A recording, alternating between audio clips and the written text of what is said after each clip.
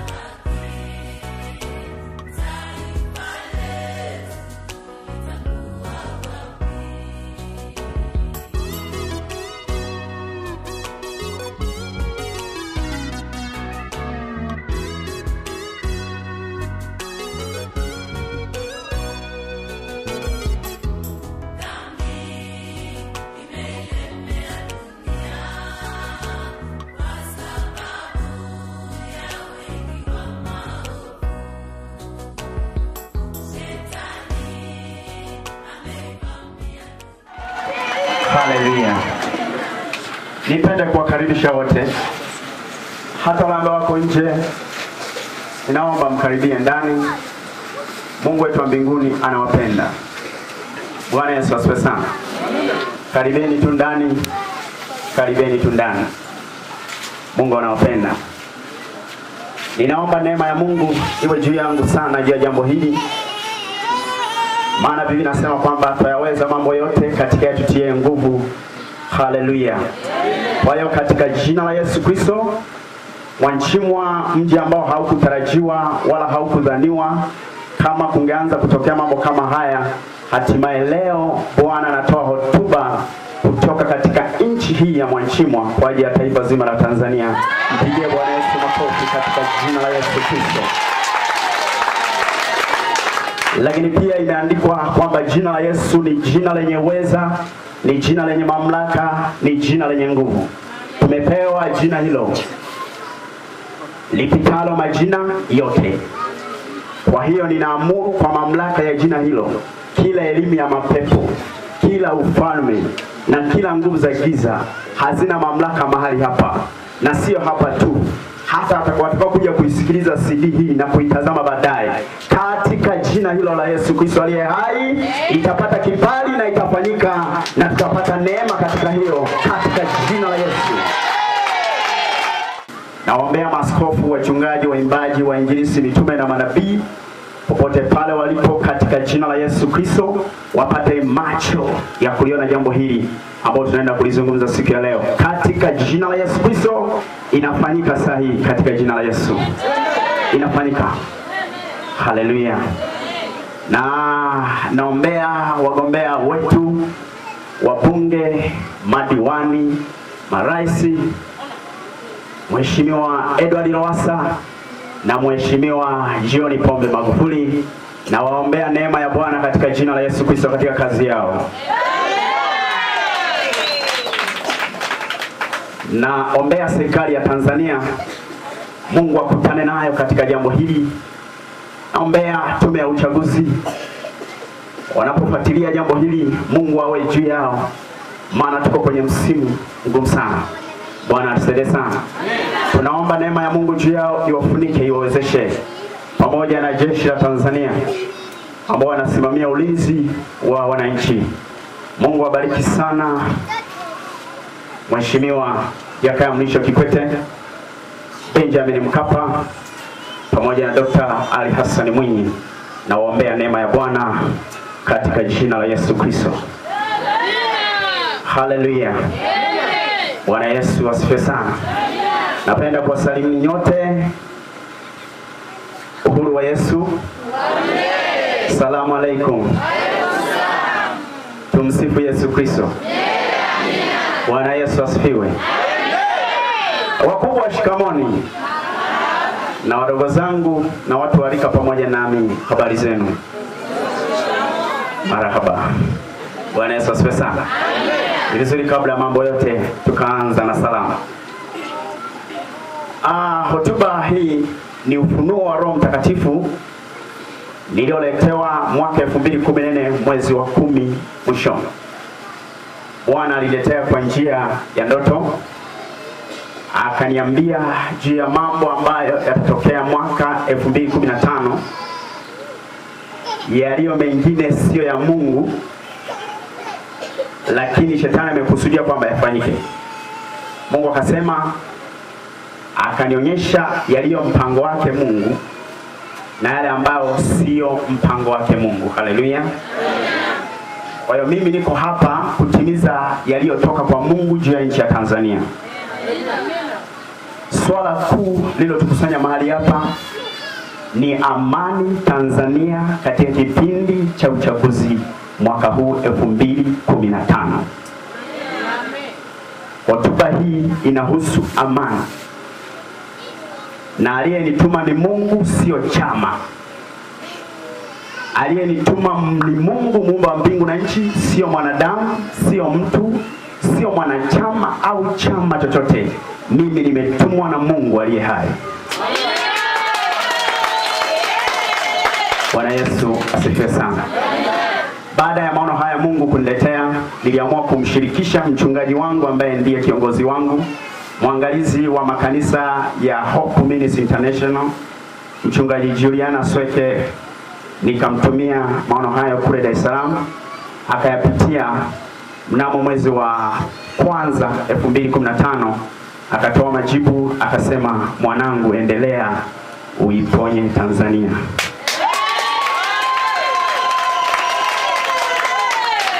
Kwa hiyo yamepitiwa, na ndio sababu leo tunaye kaimu mkurugenzi ambaye amewakilisha makao makuu ya Hope. Kwa sababu hiyo basi, nipende kuanza kwa kusema kwamba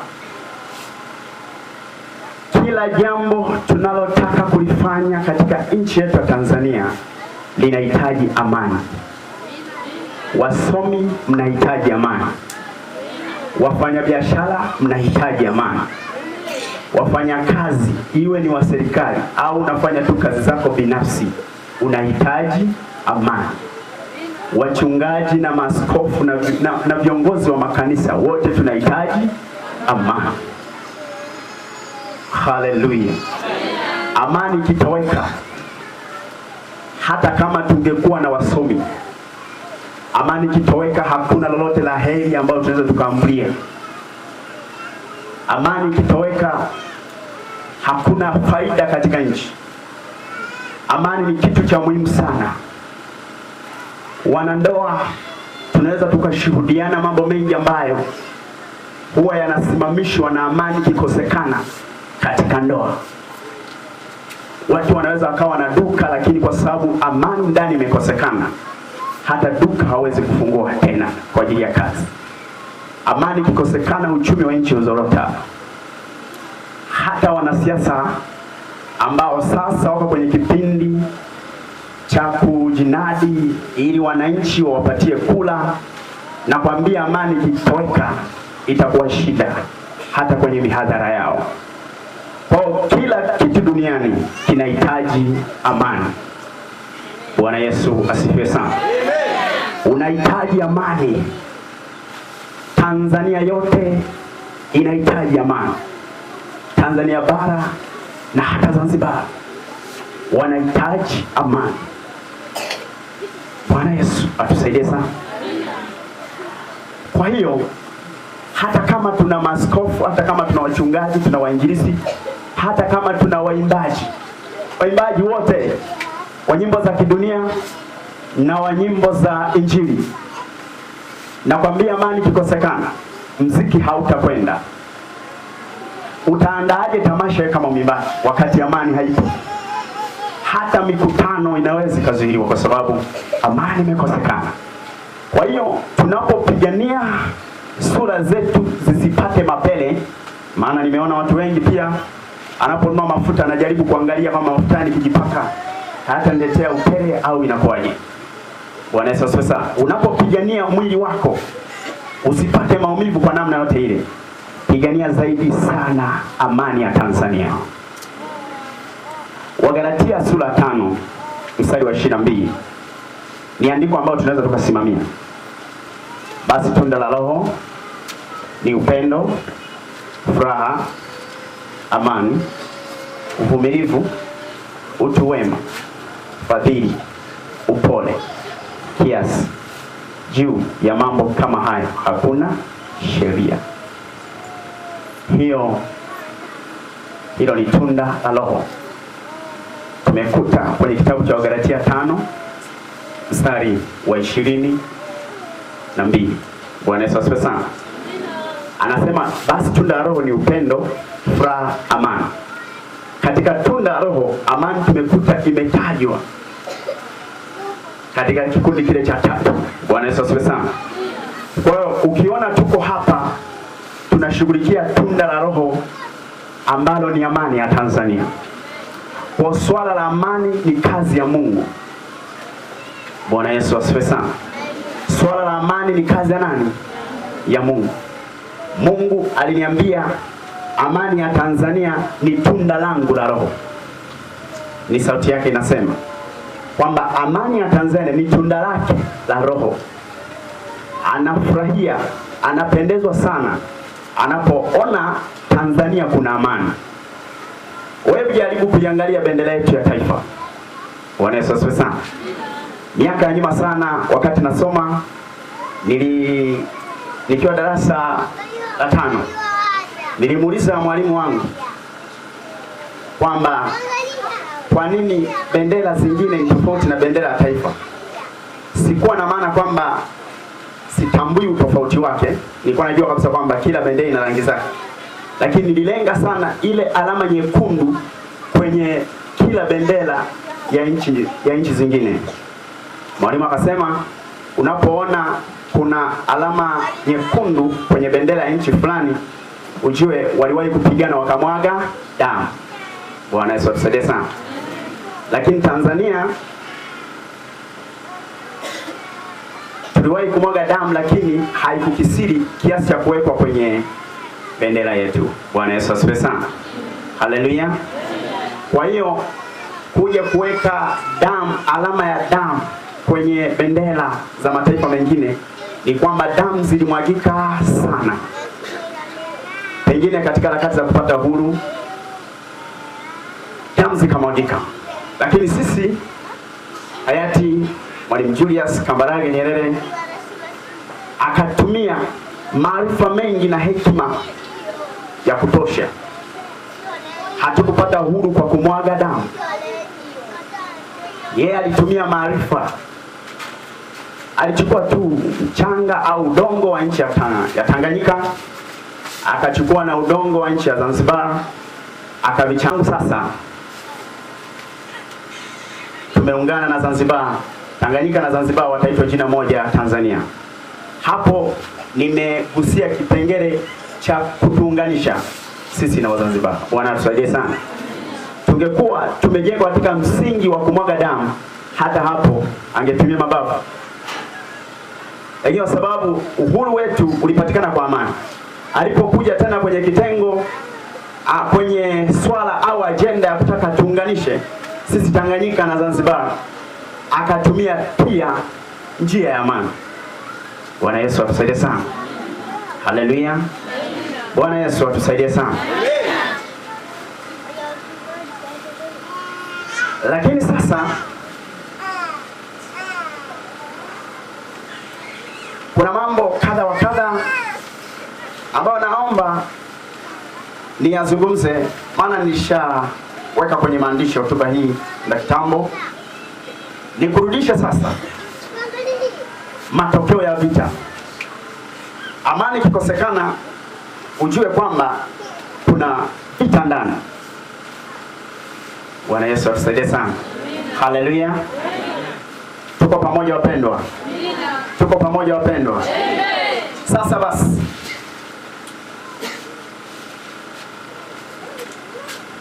tukiruhusu tu Watanzania kuwe na vita kwenye kipindi cha uchaguzi, tujue kuna matokeo yake. vita husababisha njaa kwa taifa. Ninakukumbusha, unaweza kuanza mapigano ukiwa na chakula cha kutosha, lakini ukamaliza mapigano ukiwa na njaa ya kupindukia. Hiyo ni tabia ya vita. Bwana Yesu atusaidie sana. Lakini pia vita inaweza kusababisha vifo, na tunaweza kujikuta tumepoteza watu muhimu, watu maalum, watu wanaolea familia, watu waliobebeshwa na majukumu nyuma yao, tukajikuta tumewapoteza kwa sababu tu ya kuruhusu vita. Haleluya. Uchumi wa nchi ni rahisi sana kushuka, kwa sababu hakuna mjinga anayepigana wewe akawa na kupiga tu sehemu ambazo anajua akikupiga hata kuumiza. Huwa ninasema kila mara, mimi nikiwa napigana mtu ikatokea hivyo, labda siwezi kukupiga eneo ambao naona nikikupiga hata sitakushtua, hata sitakuumiza. Nikikuona kwamba nikikupiga tumboni, hapo ndo nitakuumiza. Kwa akili zangu zote na target zangu zote zitakuwa ni wapi? Tumboni, ili nikumalize. Kwa utakaporuhusu tu kuanza ufitina na jirani yako na ndugu yako na jamaa zako, kwa sababu ya uchaguzi, siku mmekuwa sasa maadui, mtaanza kutafutana. Na mkianza kutafutana, atatafuta kuumize. Moja ya sehemu ambazo adui wao wanatafuta ni katika vyanzo vya uchumi. Bwana Yesu atusaidie sana. Kwa hiyo Watanzania, usiruhusu kabisa kupoteza amani yako kwa namna yote. Usiruhusu kuwa na vita, maana adui yako atatafuta mahala ambapo kuna muhimili wa maisha yako. Uchumi wa nchi unaweza ukashuka sana, maana watu pia wafanyi kazi. Hivi utawezaje kwenda kufanya kazi wakati kuna hali ya shari, wakati kuna hali ya vita? Lakini pia tukumbuke kwamba vita huongeza walemavu. Ndugu yangu, ukitaka kujua vizuri historia ya mlemavu, kwamba alipata ulemavu mwaka gani au kipindi gani, alafu mwambie akueleze maisha yake ya nyuma wakati hajawa mlemavu, pengine mlemavu wa macho, pengine miguu au mikono, atakueleza kwamba wakati sijawa mlemavu nilikuwa nafanya 1 2 3 kwa ustadi mzuri. Lakini sasa ndo basi utamkuta mjini anaombaomba. Bwana Yesu atusaidie sana. Utamkuta mjini anaombaomba. Kwa nini? Kwa sababu amekuwa mlemavu tayari. Hallelujah. Hebu wangapi mnapenda kuwa walemavu? Nyosha tu mkono. Nani katikati yetu anapenda kuwa mlemavu? Ukipatikana hazikutoshi. Ningeona tu mkono wa mtu anasema mimi napenda kuwa mlemavu, hazikutoshi. Sasa tukumbuke sasa kwamba vita husababisha pia ongezeko la walemavu. Lakini pia vita husababisha uadui, ugomvi, faraka na matengano kwa watu, baina ya mtu na mtu. Kwa sababu kuna vita, basi anakuwa na marumbano na ugomvi kwa muda mrefu. Unaweza kujikuta kwamba umeingia ufitina na watu wa miaka, kwa sababu tu mliwahi kupigana siku 2 3. Haleluya. Haleluya.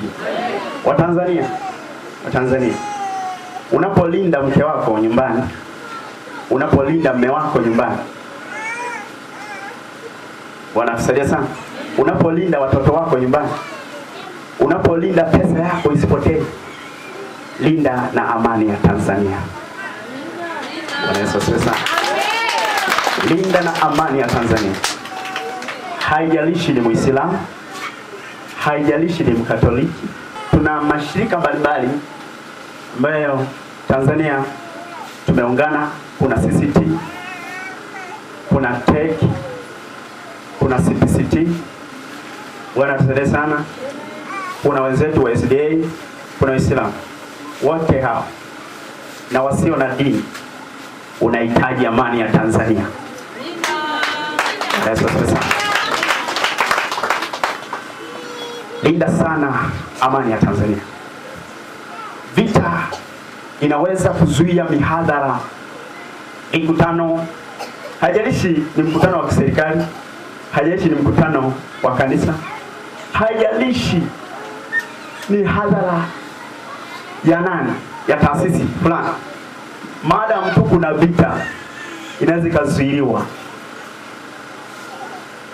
Hata hivi nimewaza kitu kizuri kwamba niwaite majirani zangu, niwaite watu wa Mwanchimwa na wanaoizunguka Mwanchimwa, niwaite marafiki zangu tunaofahamiana, niwagawie kadi, niwaambie tukusanyike, tukumbushane habari ya amani Tanzania. Ikiwepo vita, swala kama hili tulilofanya haiwezekani kufanikisha. Maana hali si shwari. Lakini sasa naona chembe za damu nyingi kwenye siasa ya mwaka huu. Mtu asiniangalie na jicho la hasira nikisema hivi, kwa sababu nimeona chembe za damu kwenye siasa ya mwaka huu. Bwana tusaidie sana. Wewe nimalizie kidogo, baadaye twende ushahidi wangu kwa nini nimeona chembe ili nikubalie. Lakini pia vita vinaweza kuleta hatari kwenye vyombo vya usafiri. Leo unasafiri tu kwa amani kukiwa na vita. Kwa sababu mtu anatafuta kisa, anakuwinda kwa namna mbalimbali. Ninapoyasema haya, asipatikane mtu wa kuniweka upande fulani, aniweke kwenye fungu fulani kwamba labda anamaanisha jeshi la Tanzania itatupiga, dola itashika mkondo wake kututesa. Hapana. Hakuna kiongozi mjinga namna hiyo ambaye anaweza akaamua kupiga wananchi wake. Vita inakujaje unajua? Ni sisi kwa sisi. Majuzi tu, acha niweke kwenye bracket eneo fulani ambalo watu wa eneo hili ambalo naishi huwa wanaenda kupata vinywaji jioni, kutumia vitu fulani vya kuburudisha mwili, kahawa,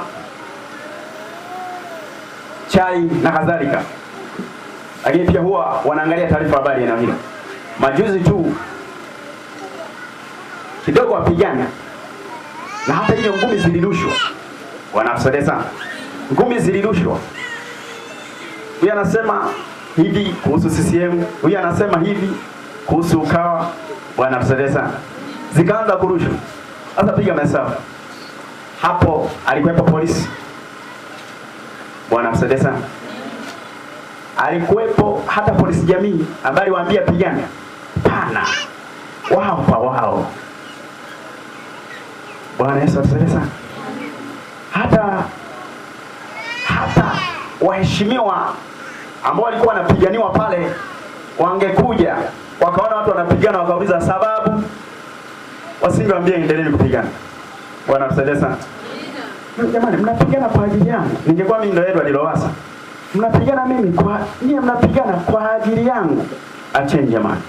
Au ningekuwa mimi ndo mheshimiwa John Pombe Magufuli, siwezi kabisa kwamba nyie mtoane meno, mtoane ngeo kwa ajili yangu. Bwana tusaidie sana. Hakuna mtu wa serikali ambaye ana mpango wa kumwaga damu ya Mtanzania. Ni mpango wa shetani mwenyewe. Bwana Yesu asifiwe sana.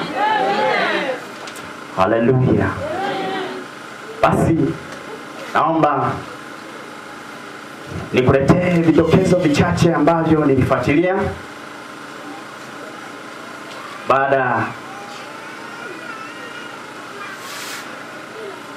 baada ya Mungu kunipa agizo hili. Nimesema kuna chembe za damu ndani yake kwa sababu nikupe tu mfano. Mwenyekiti mmoja wa CCM huko Kahama aliviziwa njiani wakamuua kwa upanga wakati wa harakati za uchaguzi mdogo. Wanatusaidie sana. Kahama, kipindi cha uchaguzi mdogo imetunza kumbukumbu.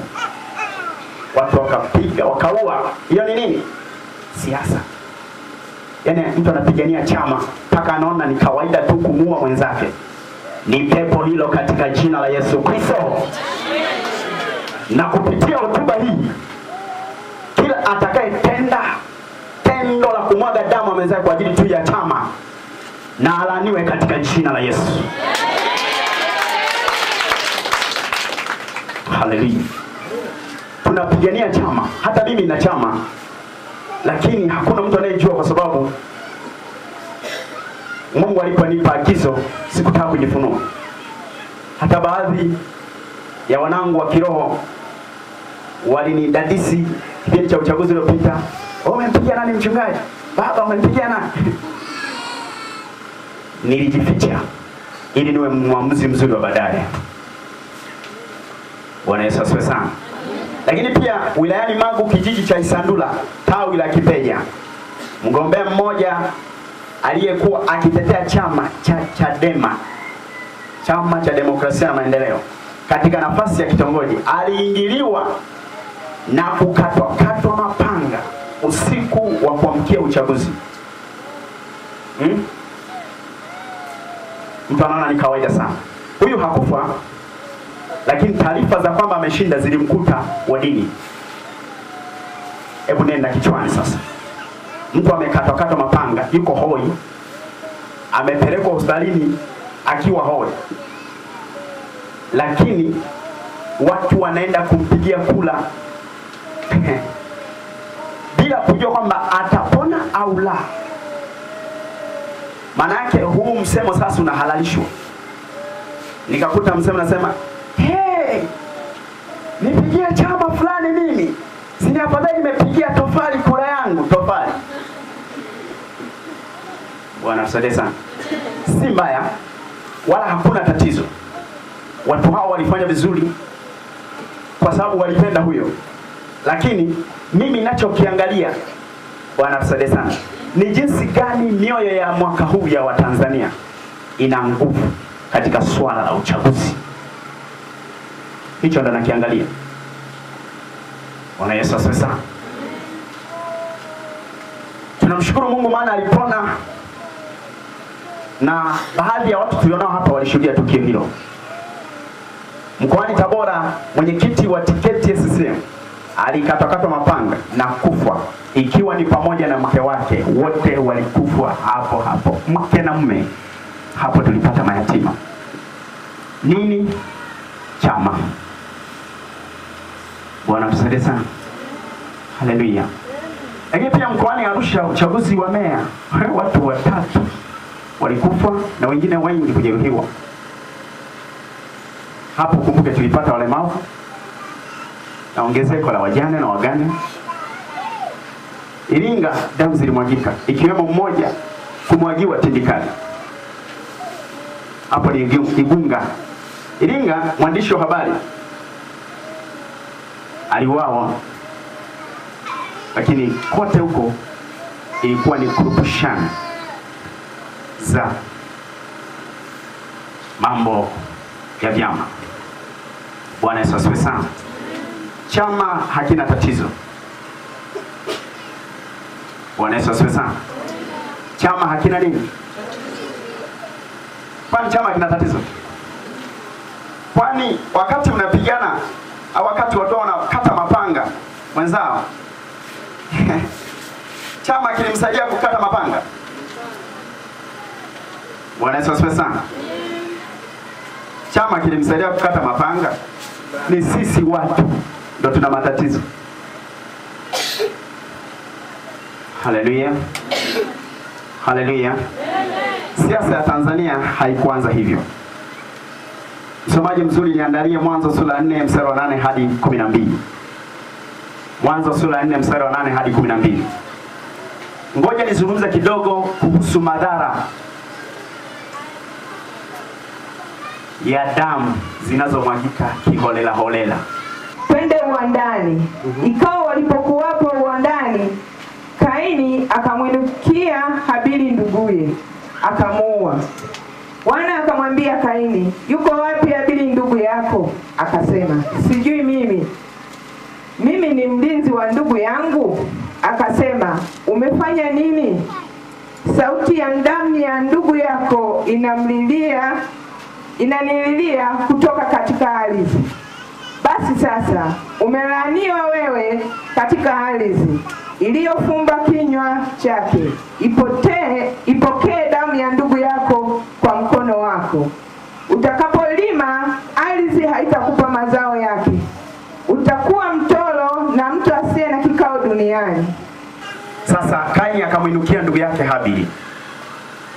Na mkasa wa kumwinukia ni kwamba watu hawa ilitokea wakaleta sadaka zao mbele za Bwana. Lakini Mungu akaibariki zaidi sadaka ya Habili. Mungu akambariki Habili. Kila analolifanya likaanza kubarikiwa. Akienda shambani anabarikiwa. Biashara anabarikiwa. Mambo yakaenda vizuri. Lakini Kaini mambo yakawa ni magumu wakati wote wametoa sadaka. Kumbe sadaka ya Kaini ilikuwa dhaifu. Alijichagulia kinyonge, ndicho akakipeleka mbele za Mungu. Mungu akaachana naye, akaibariki sadaka ya Habili. Sasa Kaini akaona wivu, akamwinukia ndugu yake Habili. Kamdanganya, twende uwandani. Kaenda uwandani, walipofika kule akamwinukia, akamuua, akamwaga damu yake. Biblia inasema Mungu akashuka siku moja, akamuuliza Kaini, Kaini, Habili ndugu yako yuko wapi? Kwa jeuri Kaini akasema, kwani mimi nimekuwa mlinzi wa ndugu yangu sijui? Mungu si kwamba hakujua kila alichokifanya Kaini, ila kuna sentence aliyokuwa anataka kuitamka kwa Kaini. Akamwambia, sauti ya damu ya ndugu yako inanilia kutoka katika ardhi. Kwa kumbe damu huwa zina lugha ambayo sisi ni vigumu kuielewa, kwa sababu zenyewe ni damu na sisi ni watu. Lakini Mungu anaelewa lugha zake. Kwa hiyo alipomwaga damu ikaanza kulia, maana ni damu ambayo imemwagika bila hatia. Mungu akafuata percentage. Akamwambia, kwa sababu hiyo umelaaniwa wewe. Kila uendako, ardhi haitakuzalia matunda na hautakuwa na kikao na watu. Nadhani sasa hivi hakuna asiyejua habari ya Kilimo Kwanza. Bwana tusaidie sana.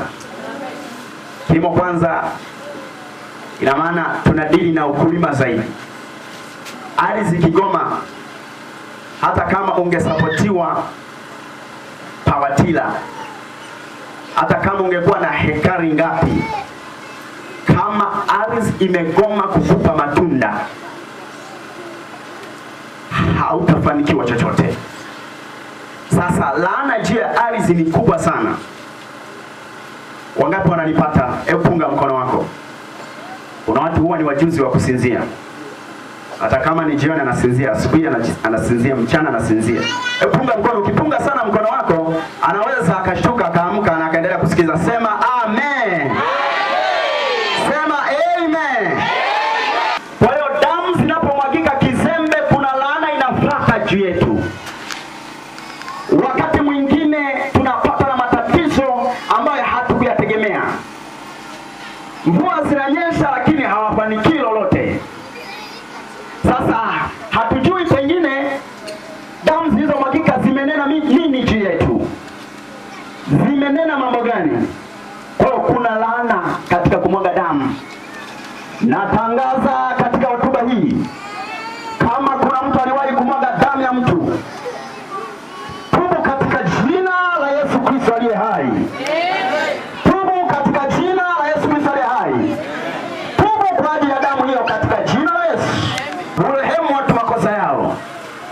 Kwa kama kuna mtu alimwaga damu, natumia fursa hii, enyi miji na mikoa na wilaya na vijiji ambavyo vimewahi kumwaga damu kwa sababu ya chama, ninaamuru kwa huruma zake Mungu aliye hai, mtu wa namna hiyo atubu. ni kazi ya Mungu na ndoto ni kazi ya Mungu. Ingawa pia shetani anaweza akatumia ndoto, lakini pia Mungu anatumia ndoto. Bwana Yesu atusaidie sana.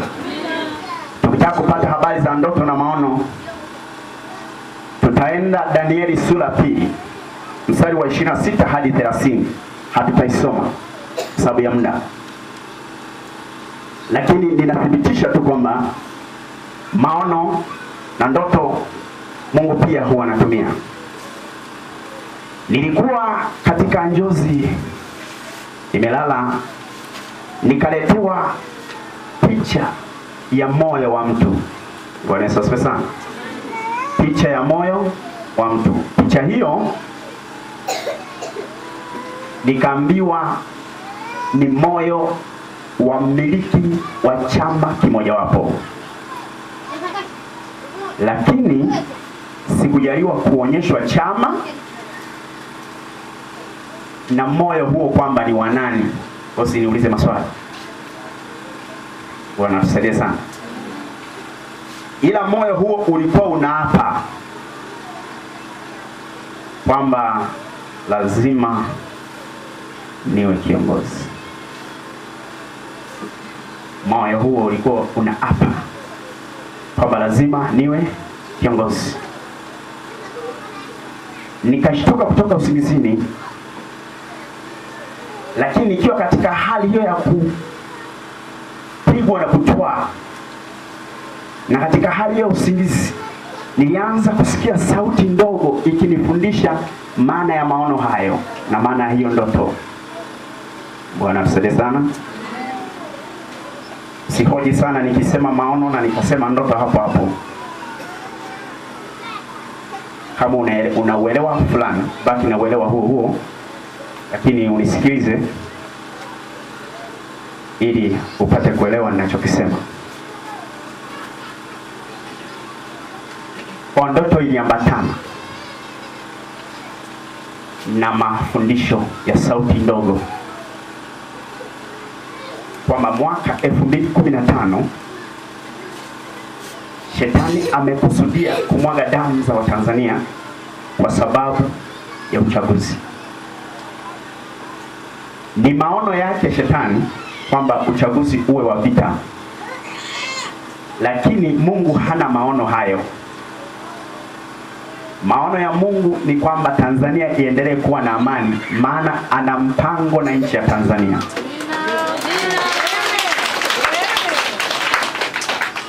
Kwa hiyo shetani atatumia, amejipanga, tuseme hivyo kwanza, tasema yake baadaye, maana anaisikiliza hotuba hii. Shetani iko Jesus. Sidhani kwamba hatusikilizi, anaisikia. Kuzimu inasikia hotuba ya taifa la Tanzania. Haleluya. Kwa shetani amejipanga kutumia mioyo ya wamiliki wa vyama. Sasa maana ya mmiliki wa chama ambaye nataka nimzungumze leo, maana yake kila mtu ambaye ana chama ni mmiliki wa chama hicho, ingawa sio mtawala na hajapewa mamlaka ya kukisimamia chama hicho. Lakini nikisema kwamba hii ni Biblia yangu, sina imiliki. Bwana tusaidie sana. Kwani watu wangapi wanasema hiki ni chama changu? Si ni wengi? Bwana tusaidie sana. Kwa hiyo nani hapa hana chama? Kwa wewe ni mmiliki wa chama. Sasa mioyo ya watu inaapa kwamba lazima fulani ambaye anatetea chama hiki lazima ikiongoze. Bwana tusaidie sana. Ninawashukuru tu walinzi wa wananchi, maana wamekuwa wakitumia busara nyingi. Wanapoona msongamano fulani, wanajitahidi kutumia maarifa, kwa sababu hebu pigia mahesabu kwamba sasa mheshimiwa huyu ana msafara wa watu na mheshimiwa huyu ana msafara wa watu, halafu hiyo misafara ikutane hata wale waheshimiwa wasipokutana. Wanatusaidia sana. Yaani uikutanisha ile msafara wa mheshimiwa fulani na msafara wa mheshimiwa fulani, sasa ukutane. Zitapigwa kweli si kweli? Nini kinachoonyesha watu hadi wapigane? Wakati hata waheshimiwa wenyewe hawana shida. Ni ule moyo wa kwapa ndani kwamba lazima chama changu kitawale. Bwana Yesu asifiwe sana.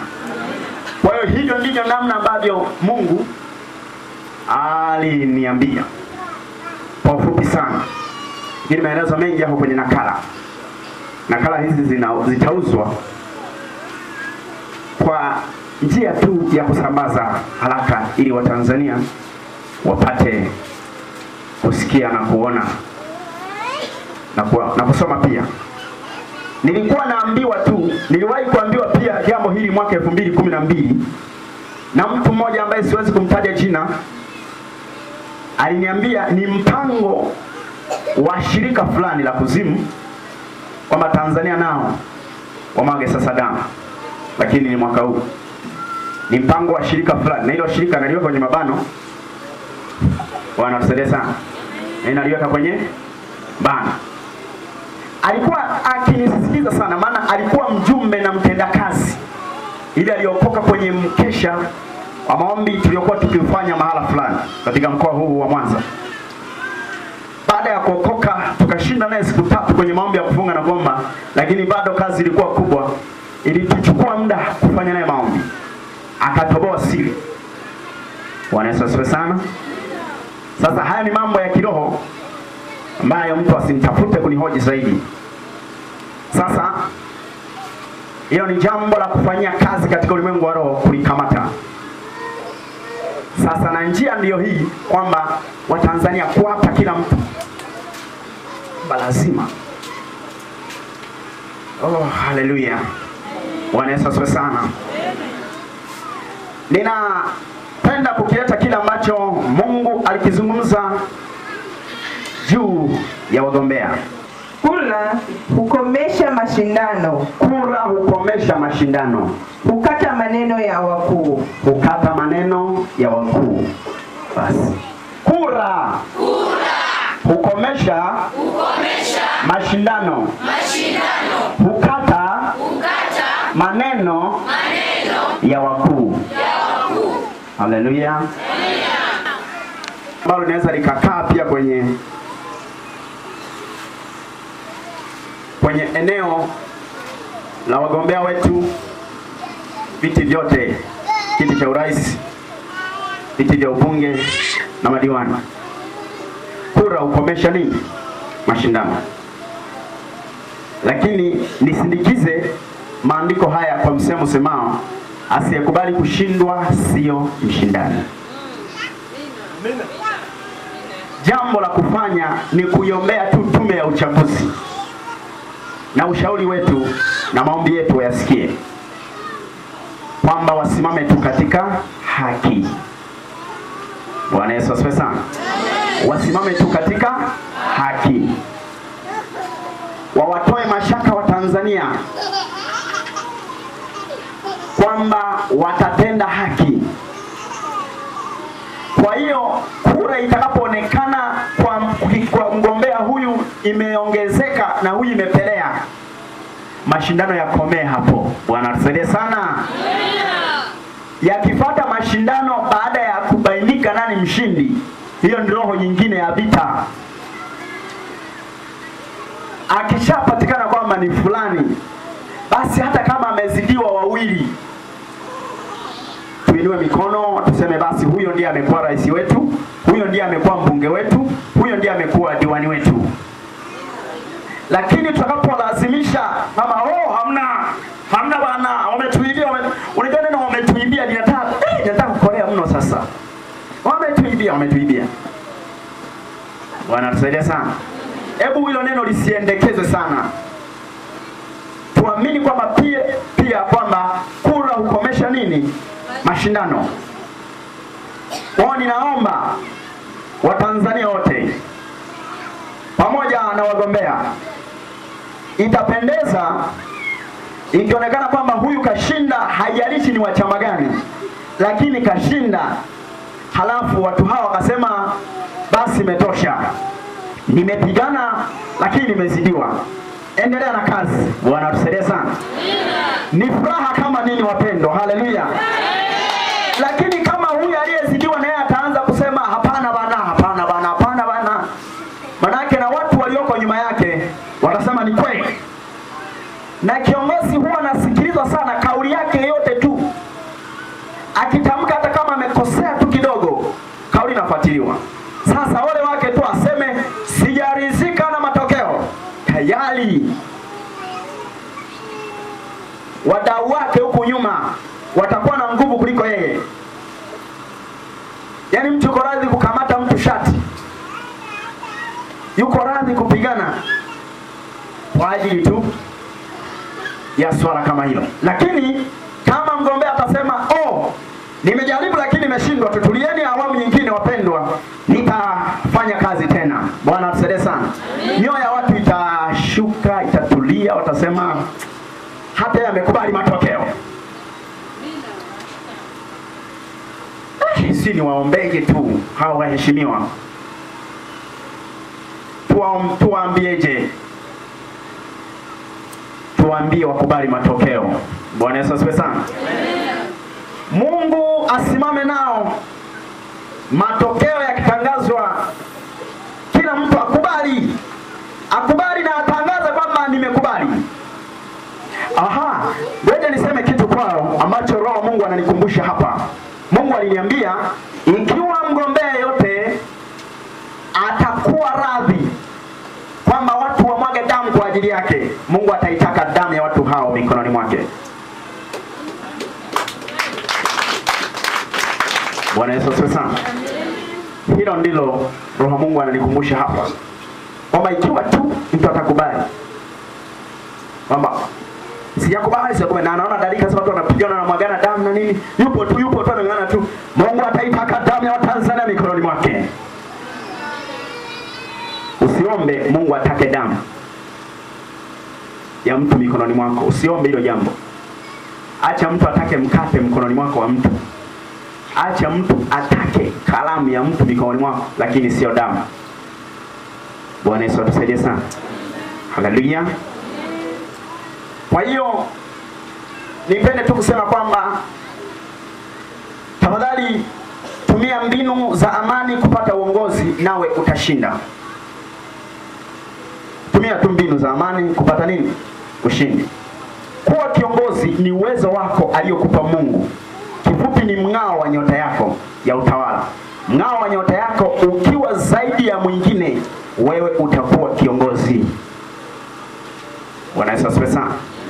Ndugu zangu, kama kuna mtu ambaye mnasimama naye kwamba awe kiongozi, kuwa kiongozi ni uwezo wa nyota yake ya uongozi. Mathayo 2 mstari wa 1 hadi wa 2. Ni uwezo wa kiungu ndani ya mtu kuwa kiongozi. Hakuna mtu anayetawala au anayemiliki asipowezeshwa na Mungu. Lakini pia kumwagika damu sio njia ya kuwa kiongozi.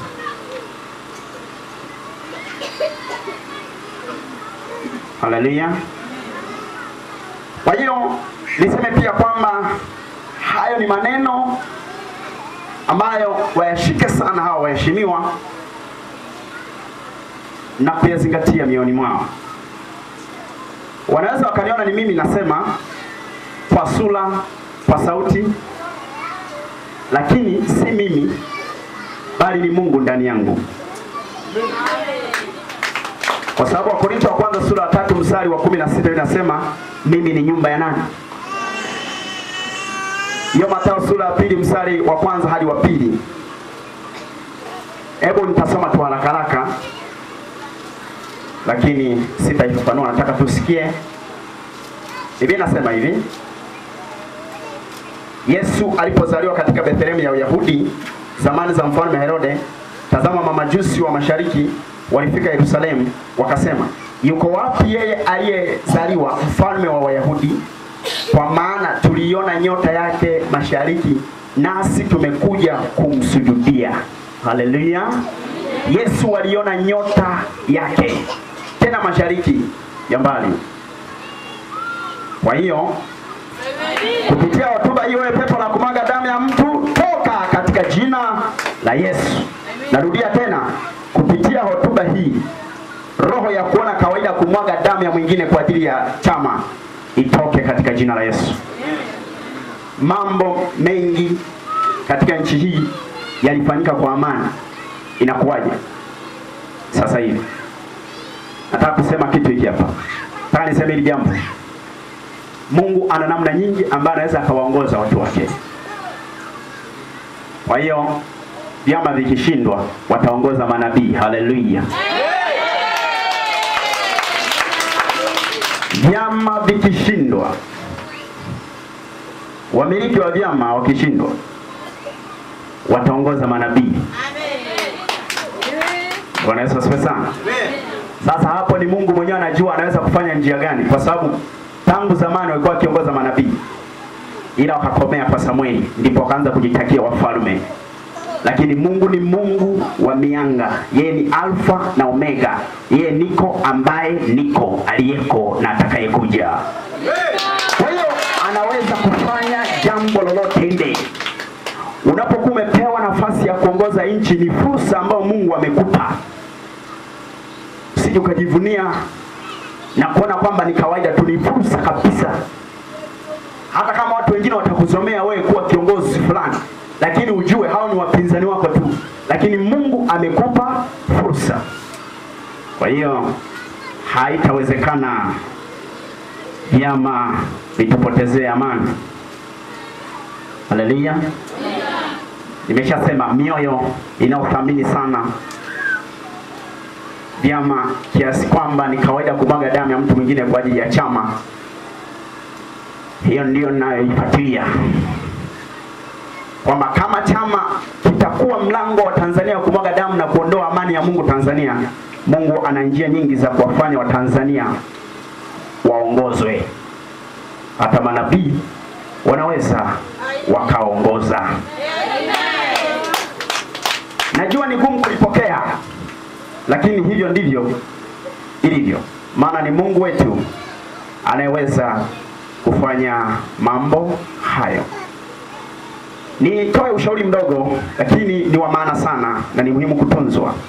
Ukiona eneo lako lina watu wenye shari, maana ya vita juu ya uchaguzi, usijihusishe na ushabiki wa chama chochote. Weka kuwa siri kwamba utachagua nani, wewe ni mwanachama wa nani, wanakusaidia sana, ni mwanachama gani na utachagua nani. Inakuwa tu siri yako. Bwana Yesu atusaidie sana, ili kulinda amani ya Tanzania. Hakikisha umeenda kupiga kura. Nimekwisha kuiomba tume ya uchaguzi kwamba ina wajibu kwa kweli na ina kazi nzito. Ninatambua kwamba hawana roho ya upendeleo na hawatakuwa nayo katika jina la Yesu. Lakini pia itambue maeneo mapema kabisa, itambue maeneo yenye watu wanaohatarisha amani yetu kwa kuanzisha vurugu za ushabiki wa vyama, na kuhakikisha kuwa wamedhibiti watu hao mapema. Ikiwezekana hatua za kisheria zichukuliwe hata kabla ya uchaguzi, ili amani yetu ibaki. Bwana Yesu atusaidie sana. Jumuiya ya Kikristo Tanzania CCT, tuungane kutetea amani ya Tanzania kwa huruma zake Yesu Kristo, na waomba katika jina la Yesu. Na waomba Baraza la Maaskofu Katoliki Tanzania TEC, tushikamane kutetea amani ya Tanzania katika jina la Yesu.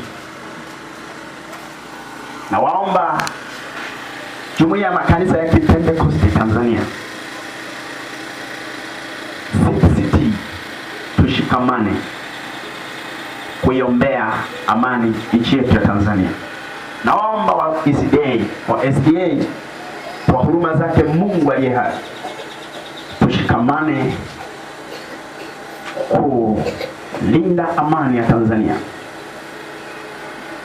Waislamu wa ndugu zetu na jamaa zetu, amani, kuilinda amani ya Tanzania, ambaye uwezo wa kifalme utakuwa begani mwake. Ataitwa mshauri wa ajabu, Mungu mwenye nguvu, Baba wa milele, lakini Biblia ikasema ni mfalme wa amani. Kwa yeyote atakaye kuwa upande wa kuondoa amani Tanzania, maana yake tujue ana shetani ndani yake. Lakini kila atakayekuwa mstari wa mbele kutetea amani ya Tanzania, atambue kwamba yuko Mungu ndani yake na amebarikiwa mtu wa namna hiyo. Amen. Kwa hiyo kwa mamlaka yake Yesu Kristo aliye hai, tunaiombea nchi ya Tanzania. Inaomba wachungaji wakiongozwa na kaimu mkurugenzi, tunaenda kuiombea Tanzania amani. Watapita mbele wa mama wachungaji.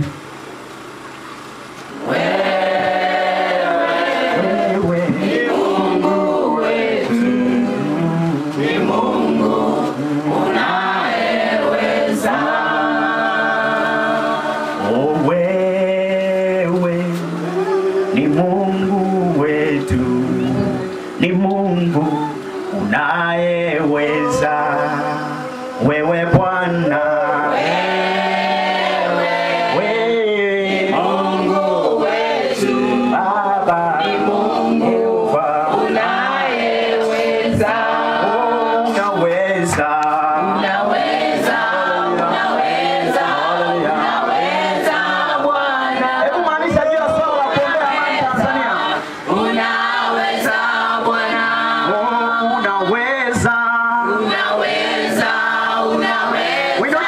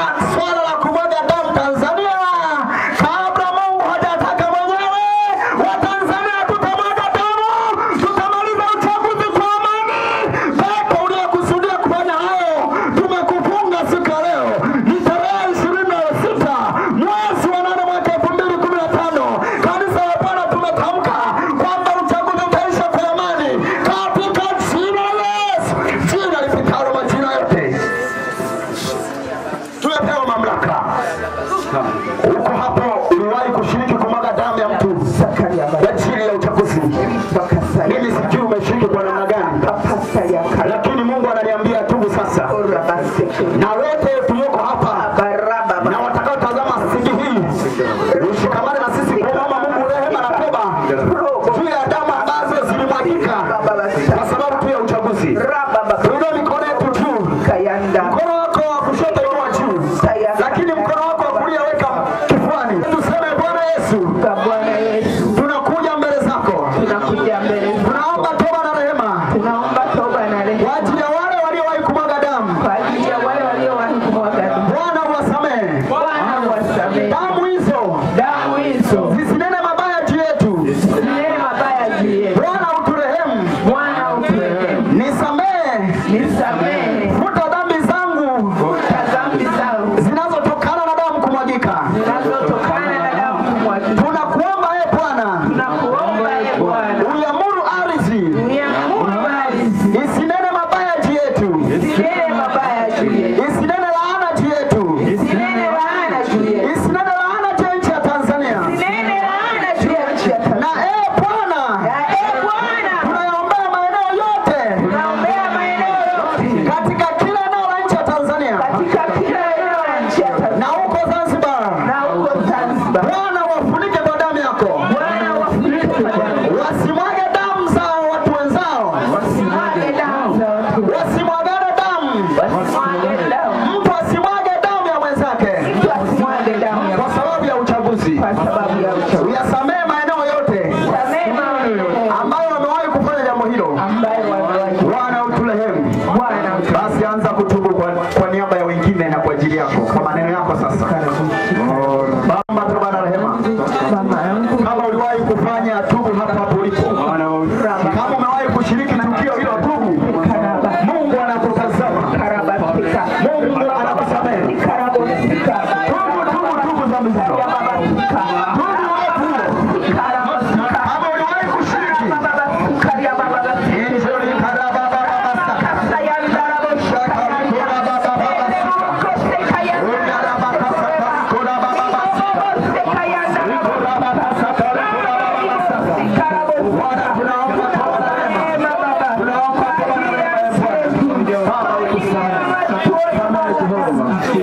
Daniel Kanyasu, mchungaji wa kanisa la Hope Ministry hapa Mwanchimwa, chini ya huduma ya The Church of Hope Ministry International. Makao makuu yetu yako pale Dar es Salaam.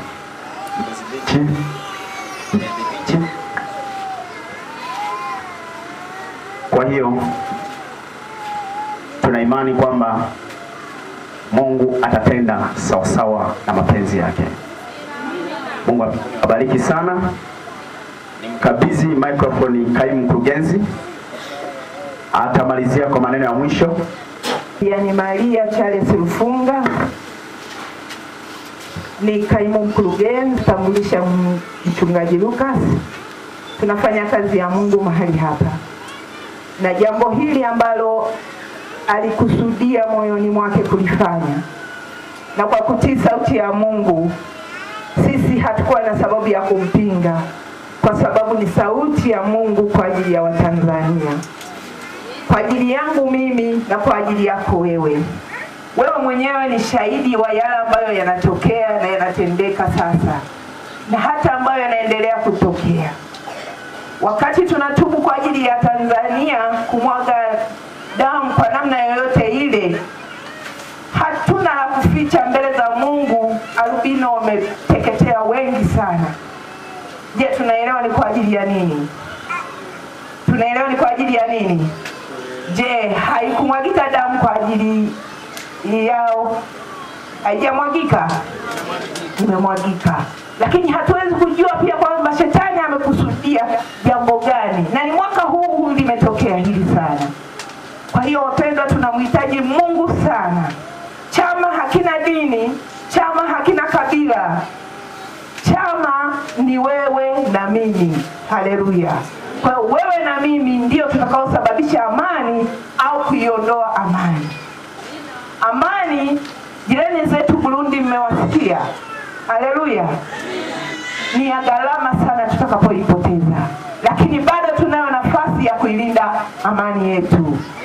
Una chama chako, umejiandikisha, utapiga kura, ni siri yako. Haleluya. Usijihusishe kwenye mambo ambayo si mazuri, ambayo yanaweza kuleta vurugu. neno hili linaonekana kama kawaida, lakini nakwambia ni neno zito. Na hakika adui wa Tanzania ni adui wa Mungu. Anayepanga kuondoa amani ya Tanzania, Mungu atashughulika na yeye. Ndio maana nikasema chama hakina kabila, hakina dini. Haleluya. Ila sisi, mimi na wewe, ndio tulio na dini na tulio na makabila, na hiki chama tunaweza kuamua nini tunafanya. Amen. Adui wa Tanzania na awe adui wa Mungu. Mtesi wa Tanzania na awe mtesi wa Mungu. Haleluya. Inawezekana.